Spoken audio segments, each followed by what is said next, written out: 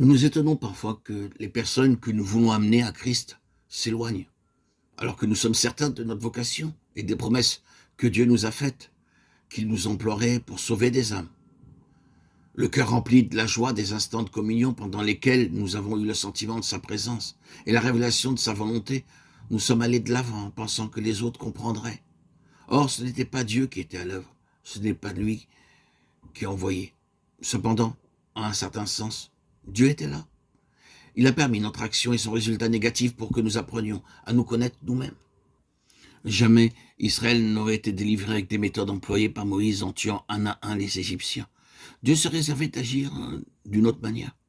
Comme notre vision, nos pensées sont mesquines et petites, si seulement nous daignons nous donner à Dieu et nous adonner à le connaître, il accomplirait alors de grandes choses avec ses instruments humains.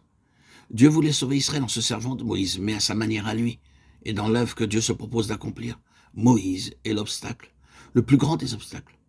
Que de temps il va falloir pour faire de cet homme fougueux une flèche polie, un instrument docile. Et Dieu commença l'éducation de Moïse par un échec. Moïse supposait que ses frères comprendraient que Dieu voulait les délivrer par son moyen. Peut-être effectivement aurait-il compris les desseins divins si Moïse avait employé des moyens appropriés. Il n'en fut pas ainsi. Et comment Dieu aurait-il pu bénir ce qui n'était pas selon sa volonté? Moïse regarda çà et là, et voyant qu'il n'y avait personne, il tua l'Égyptien, Exode 11, 12. Est-ce là une façon de faire digne de Dieu? Ceci est-il compatible avec la vocation céleste?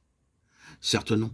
Lorsque l'Éternel fit sortir Israël hors d'Égypte, ce fut à bras étendus et avec puissance, de sorte que les Égyptiens, se prosternant devant Moïse, le supplièrent de s'éloigner.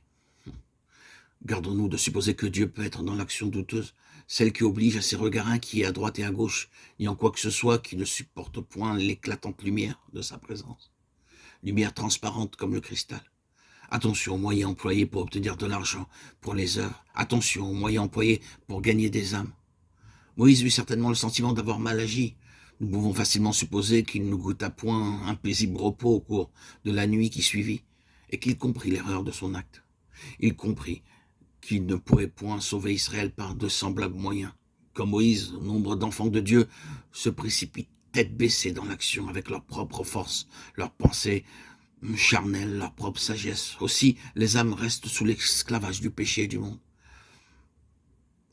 Les efforts malheureux de ces ouvriers téméraires qui vont sans avoir été envoyés font songer aux enfants essayant de vider l'océan avec une cuillère. Alors, devant tant de souffrance, tant de péché, faut-il rester les bras croisés? Demandez-vous peut-être. Oh, certes non. Mais il faut d'abord que la vie soit en harmonie avec la pensée de Dieu. Ensuite, travaillons avec lui, mais jamais sans lui. Dieu et Moïse pouvaient faire sortir les enfants d'Israël hors d'Égypte.